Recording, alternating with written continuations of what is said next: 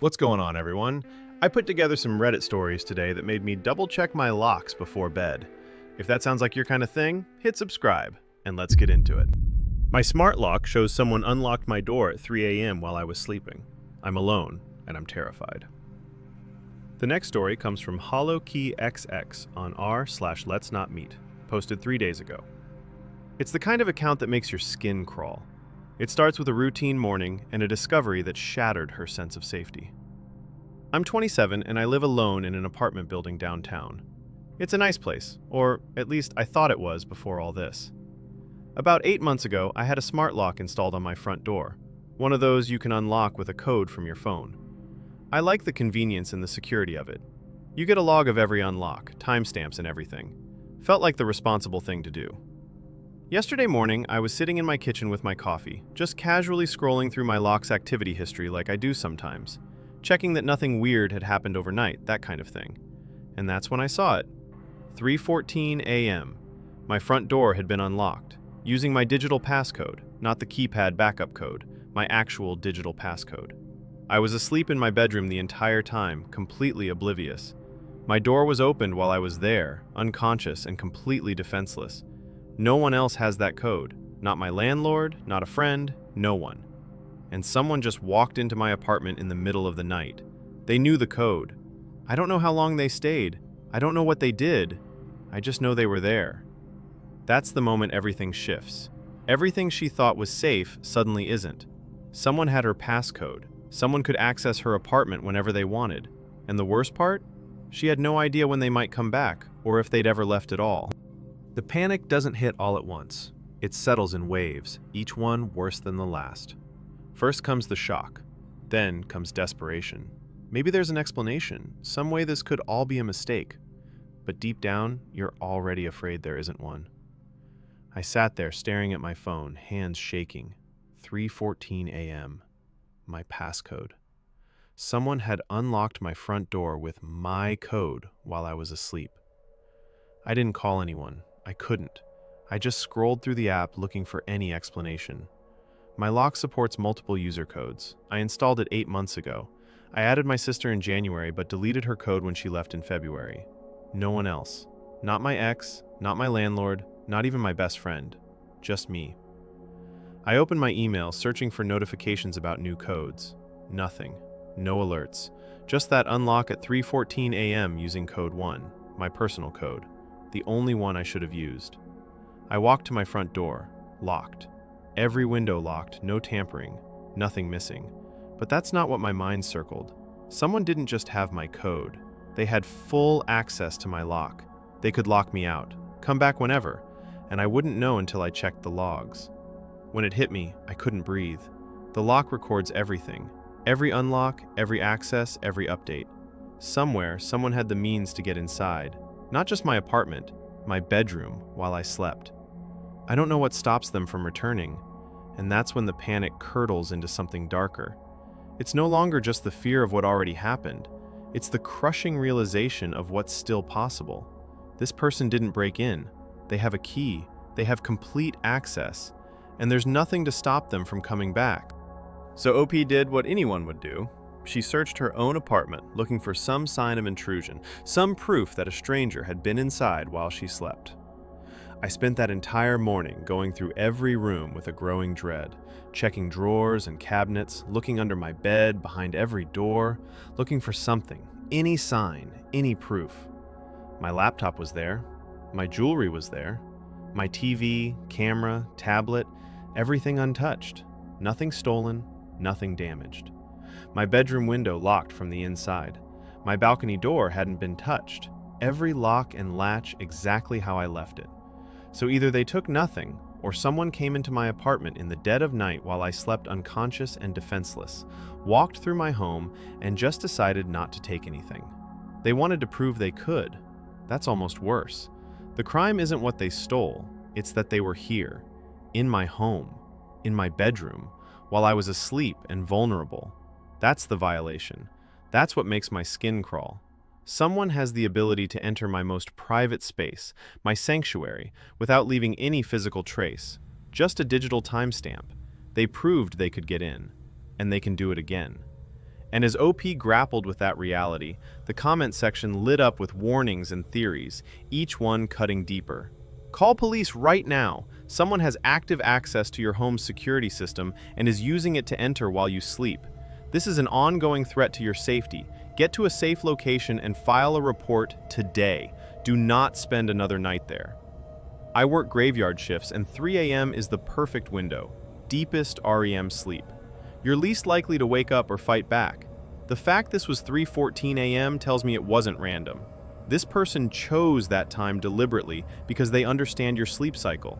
This is calculated, predatory behavior. This is critical. Does your smart lock log show digital code or physical key? If it's digital, someone either hacked your account, compromised your phone or email, or has direct access to reprogram your lock. This changes everything about what we're dealing with. It was definitely remote unlock via passcode, digital code. But here's what terrifies me. I changed my code immediately after finding the first unlock. A completely random 6-digit passcode, impossible to guess.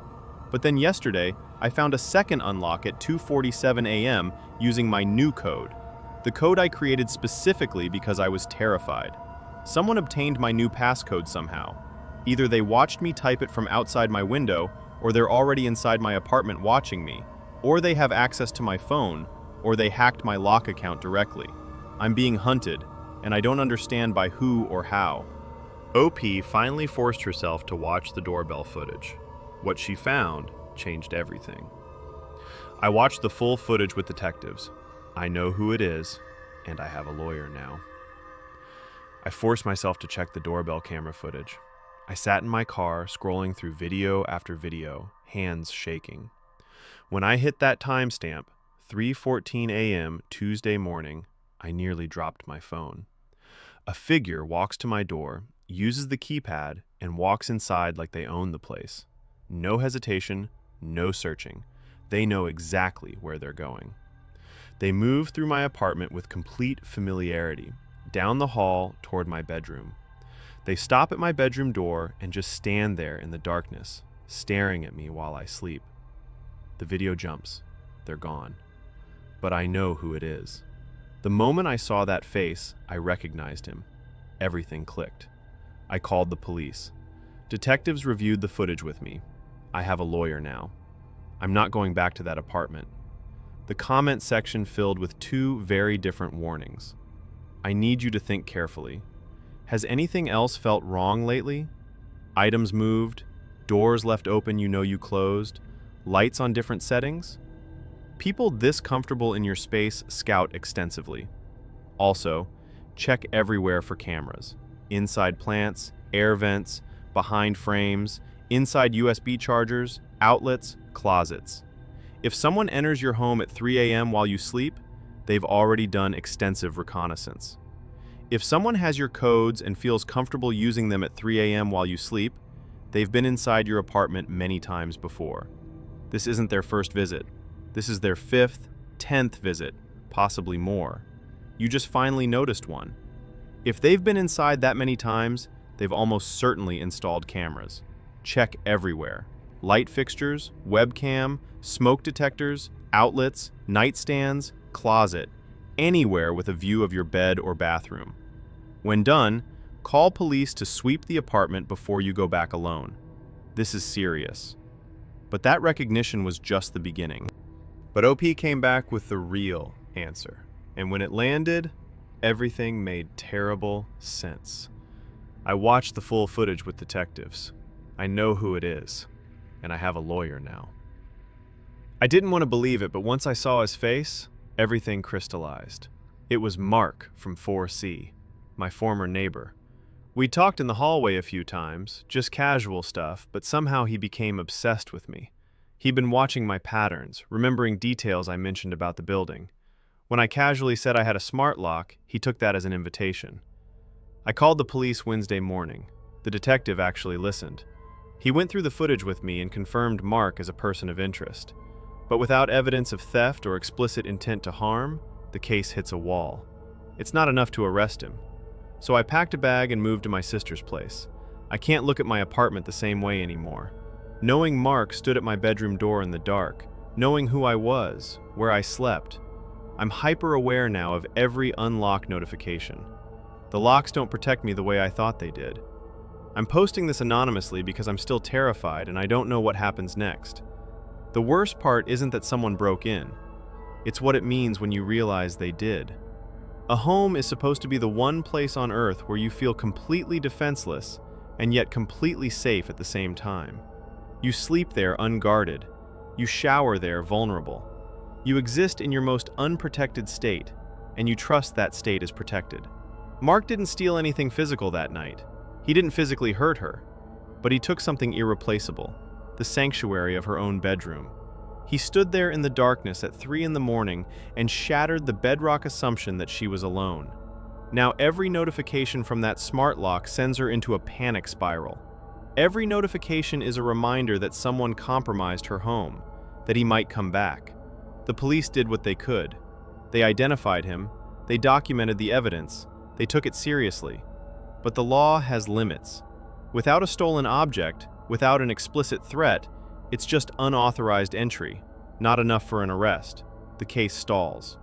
So OP stays at her sister's place now, living out of a bag, jumping at every sound.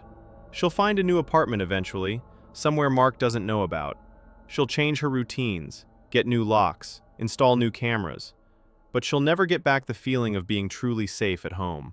That's what he took from her. Not her possessions, not her body, but her peace, her sense of sanctuary, her ability to sleep without fear. That fear doesn't go away easily, but we've got another story for you. Every time I print this old Polaroid my grandmother left me, there's a completely different person in it. Yesterday I realized I'm in one of the prints. This is about inheritance. Not the kind you can spend, but the kind that stays with you. And sometimes, the dead leave us things that are worse than just memories. My grandmother died 6 months ago. I didn't know her well, lived across the country, only met her a few times. But she left me her cameras. Not the digital ones or the prints in her albums, just one specific Polaroid from the 70s, and a single photograph kept locked in a desk drawer. I didn't think much of it at first. The camera was old, the photo faded. The woman in it had hollow eyes and an expression I'd never seen before, like she was looking through the camera at something else. I developed the photo anyway. Used fresh film, did everything right. The woman who came through in the print wasn't the same woman. Different face, different clothes, but the same hollow eyes. That terrified expression, whatever it was, identical. I printed it again, and again. 28 times over 3 weeks. 28 prints, 28 different people. All with that same trapped look. Like they all knew something awful that I didn't. On the 30th print, a room in the background I recognized. Just a corner of wallpaper and window frame, but I knew it. My bedroom. The photo was taken inside my own home. And the face standing there with that expression, it was me. So OP sat with this. 30 prints spread across her floor. 30 different faces, all wearing the same horrified expression, all looking at something she couldn't see. And then she made the decision that would change everything, to find out who they were. So OP did what any of us would do, started digging, opened a laptop and began the methodical work of cross-referencing photographs against missing persons databases, because not knowing was becoming unbearable. The first face came up within 10 minutes, Sarah Chen, disappeared March 1998 from Portland. I found her on Wayback Machine, a news article about her disappearance. Same bone structure as the face in my print. Same hollow look in her eyes, like she was seeing something terrifying. That's when my hands started shaking. I wasn't ready for this to be real, but I kept going. The second face took longer, but I found him in a cold case database. Michael Reeves, vanished in 2004, last seen near the Oregon coast. The third matched a missing persons bulletin from 1987. That was the year before I was born. And when I found the fourth match, James Patterson, missing since 2009 in Washington, I had to stop. 4 different decades, 4 different regions, 4 actual disappearances documented in photographs pulled from my grandmother's camera. I sat on my bathroom floor with my laptop and my printed images and realized the truth. This wasn't some optical illusion or film degradation. My grandmother's camera was documenting real people, real vanishings, and she had kept that photograph locked away her entire life. The implications hit like a wall. If the camera showed past disappearances, real people who had already vanished, what would happen if OP kept printing? The camera had shown her own face on the 30th print. But what was the full progression? What was the sequence of people being documented? And most crucially, why had her grandmother known this existed and locked it away? There was only one way to find out. So OP went deeper, started cataloging dates, locations, cross-referencing the faces against larger databases. The pattern that emerged was worse than random. I spent 3 days barely sleeping, creating a spreadsheet with every face I could identify. 4 confirmed matches to missing persons, but 6 other faces remained unknown. I mapped the disappearances by year: 1967, 1978, 1984, 1993, 2001, all within 100 miles of where my paternal grandmother lived. The youngest was Margaret Chen, missing since 1984. Her case file mentioned a family photograph the investigators never found. I saw her clearly in print 17. That same hollow expression, that same absolute terror. Then I recognized the room behind her, the same living room, the same furniture. I've never been to that house. My father never took me there, but I've seen it. I've seen all of them. Every single one of these faces was photographed in the same room by someone who knew exactly what she was doing. That's when the thread blew up. The part about each print rotating slightly toward the camera, that's not degradation. That's not randomness. That's a sequence. That's something intentional, tracking toward the lens. Please don't print it again. It came back after you burned it. That's not a photograph anymore. That's something else pretending to be a photograph. The fact that it's reappearing means it's not done with you yet. Your family knows exactly what that house is, and they've been keeping it from you. And that's where it landed. The scope of it. Not random, not distant. This was deliberate. Something caught in her house, photographed by her hands. OP had gone from mystery to pattern, and the pattern was her own family. Then OP posted an update. What happened next exposed something darker. I found the original again. It was in my car this morning. I think I know what the progression means now. I burned it. That sounds dramatic, but I was shaking when I did it. Used matches, made sure it caught, watched it curl in my bathroom sink. By morning, I was already second-guessing myself. Did I burn the original or just a print? Didn't matter. I needed to believe it was gone. Wednesday, the mail came. There it was, in a manila envelope in my mailbox. No postage, no stamps. The photograph was pristine. Not a single scorch mark, not even yellowed from heat. I lost it. Tore through my entire house looking for proof I hadn't hallucinated the burning. But there's the print. Perfect. Untouched.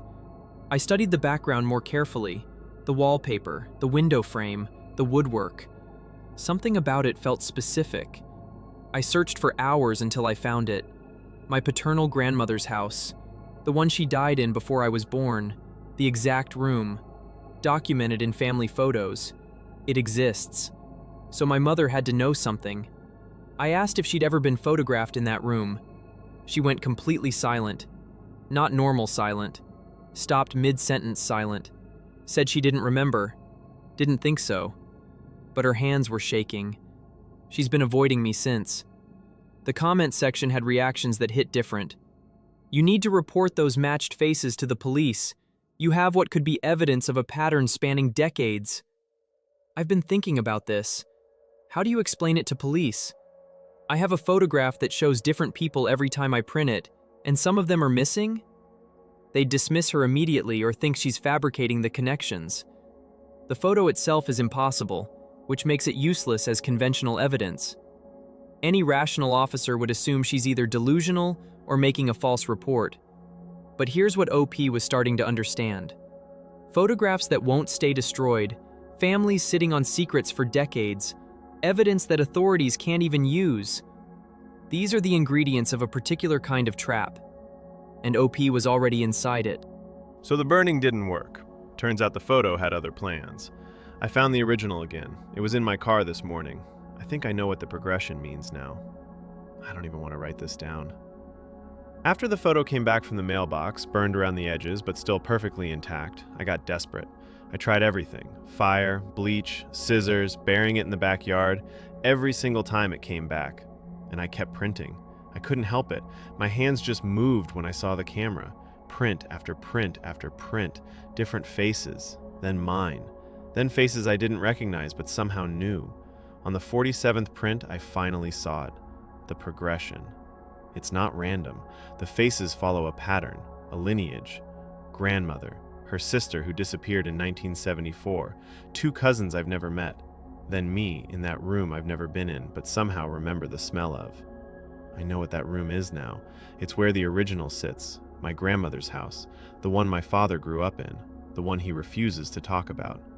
And I think that's why I found it in my car this morning, because the camera was in there too.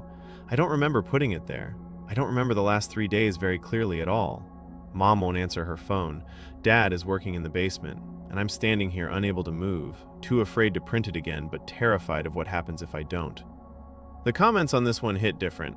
You need to report those matched faces to the police. You have what could be evidence of a pattern spanning decades. This is beyond Reddit advice. Actual authorities need to know. This is the kind of post I'll be thinking about for weeks. Please update. Please be safe. Please don't do anything that makes you print it again. The thing about inherited trauma is that sometimes it shows up in places you didn't know to look. Sometimes it develops its own language. A photograph that won't die. A progression that rewrites itself with every print.